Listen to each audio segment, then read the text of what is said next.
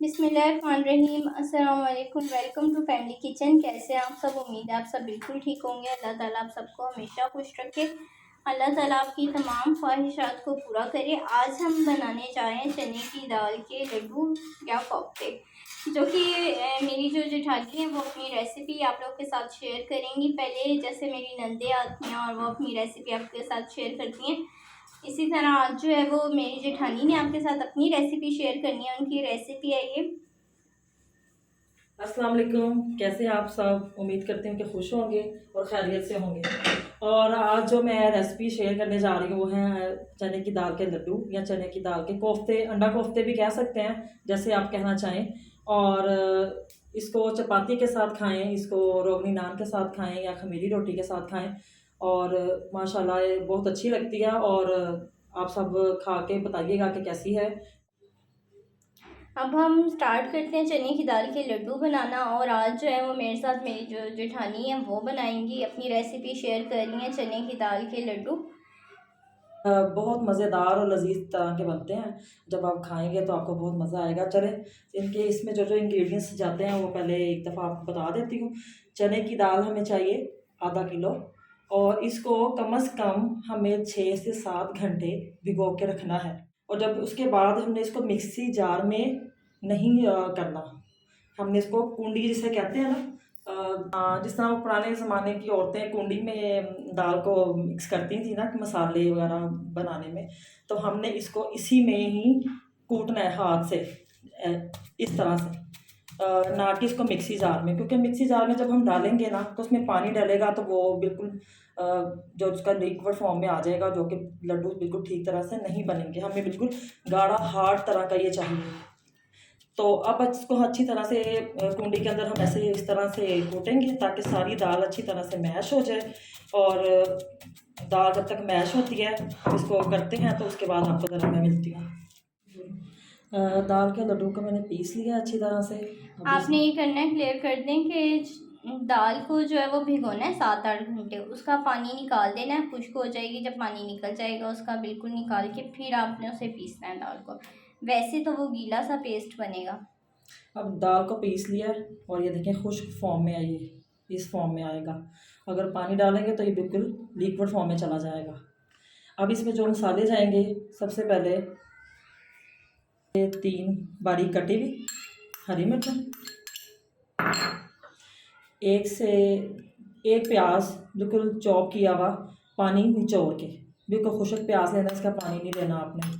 अगर पानी इसमें जाएगा तो वो फिर टूट जाएंगे। लहसुन अदरक का पेस्ट 1 टीस्पून, धनिया 1 से 2 टीस्पून, धो के पानी निकाल के अच्छी तरह। और जो मसाले जाएंगे, 1 चम्मच कुटी हुई लाल मिर्च, 1 चम्मच पिसी हुई लाल मिर्च, हल्दी 1/4, और पिसा हुआ सूखा धनिया आधी चाय की चम्मच, नमक हस्बे ज़रूरत, और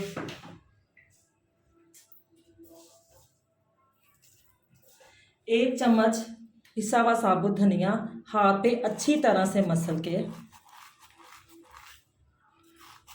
वो इसमें शामिल करते हैं। 1 चम्मच ज़ीरा, सफ़ेद ज़ीरा हाथ पे अच्छी तरह से मसल के इसमें डाल दें। और अब इसे चम्मच से या किसी चीज़ से मैश करने की ज़रूरत नहीं है। अपने हाथों को अच्छी तरह से साबुन से धो के अब इसको हाथों से मैश कीजिएगा ताकि सारे मसाले अच्छी तरह से इसमें मिक्स हो जाए। मसाला सारा अच्छी तरह से इसमें मिक्स हो चुका है। अब हाथों की मदद से इस तरह करके लड्डू बनाएं। बिल्कुल गोल फॉर्म में आना चाहिए, ज़्यादा ज़ोर से नहीं दबाना, हल्के हाथों से ऐसे करते जाएं। और ये देखें इतना ज़बरदस्त सा लड्डू तैयार हो गया है और कहीं से भी कोई क्रैक्स नहीं है इसके अंदर, ये देख लें। इसी तरह इसी तरह हम सारे लड्डू तैयार कर लेंगे। तैयार करने के बाद आपसे मिलते हैं। ये गरम हो गया हमारा। अब इसमें अपने लड्डू फ्राई करने के लिए डालते हैं। 1 बाय 1 साथ नहीं जोड़ना, और थोड़े से फासले पर रख के इनको डालना है।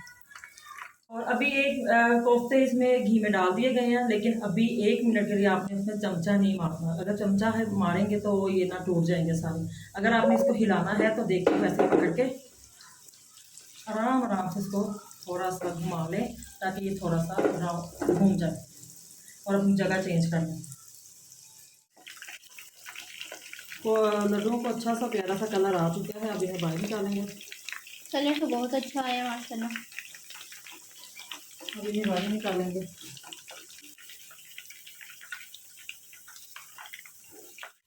इसकी जो है वो ग्रेवी तैयार ग्रेवी करनी है, तैयार करने शोरबा के लिए बनाना है। शोरबा बनेगा इसका।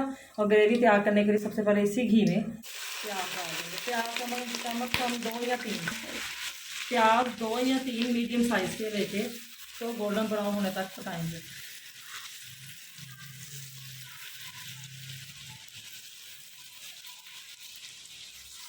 ब्राउन होने में टाइम लगेगा। ये देखिए प्यारा सा प्याज का कलर आ गया गोल्डन कलर का। अब इसमें हम लहसुन अदरक का पेस्ट डालेंगे 1 या 2 टीस्पून। अच्छी तरह से इसको मिक्स करेंगे और बहुत देखें कितनी ज़बरदस्त लग रही है आपको, इतना प्यारा लग रहा है ये वाला देख के। अच्छी तरह से लहसुन अदरक को इसमें मिक्स करेंगे ताकि थोड़ा सा ब्राउन हो जाए। और साथ ही हम 2 से 3 कटी हुई हरी मिर्चें डाल देंगे और साथ ही टमाटर का पेस्ट, 2 से 3 टमाटर का पेस्ट बनाकर, और इन सबको अच्छी तरह से मिक्स कर देंगे।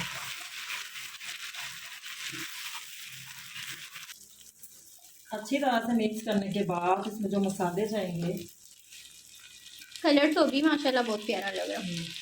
और पिसी हुई लाल मिर्च 1 चाय का चम्मच, नमक हस्बे ज़रूरत, बाद में अपने टेस्ट के हिसाब से आप चेक कर लीजिएगा।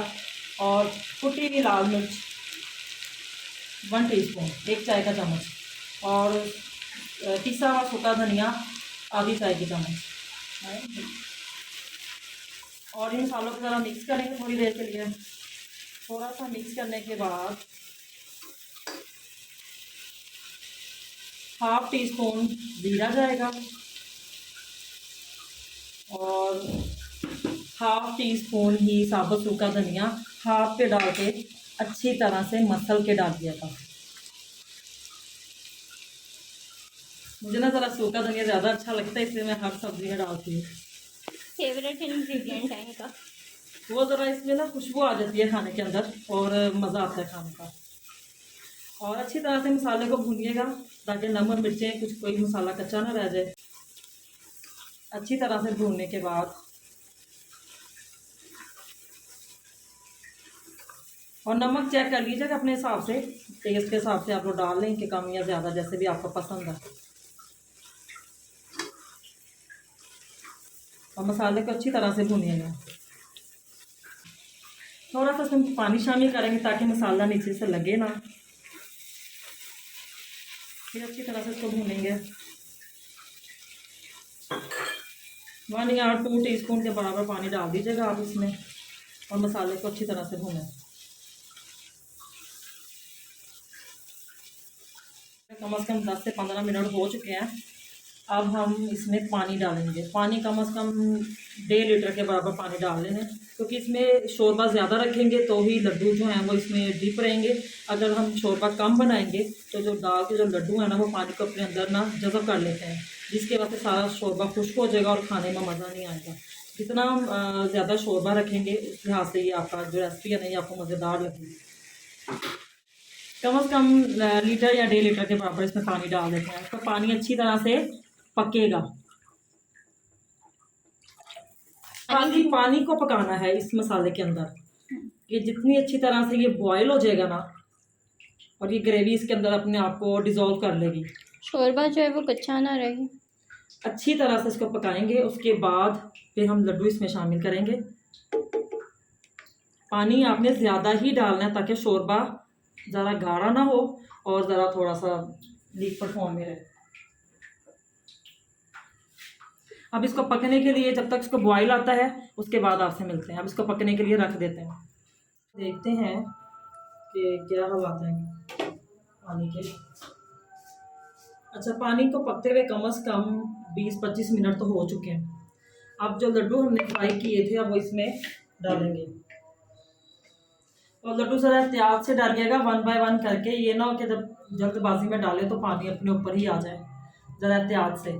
और कम से कम इनको 10-15 मिनट के लिए पका लेंगे इसमें, ताकि पानी जो है वो थोड़ा सा और गाढ़ा हो जाए, शोरबा जो है। और साथ में लड्डू अगर कोई कसर है इनके अंदर कच्चे पानी की तो वो भी इसमें पूरी हो जाए। 15-20 मिनट के लिए लड्डू को भी इसमें पका लेंगे शोरबे में, फिर बाद में आपसे मिलते हैं।